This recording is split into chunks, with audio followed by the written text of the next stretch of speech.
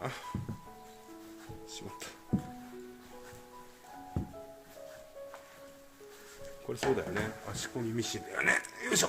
ああ、こんなちっちゃいんだ。ああ、なんか昭和っぽい掃除機もあるし。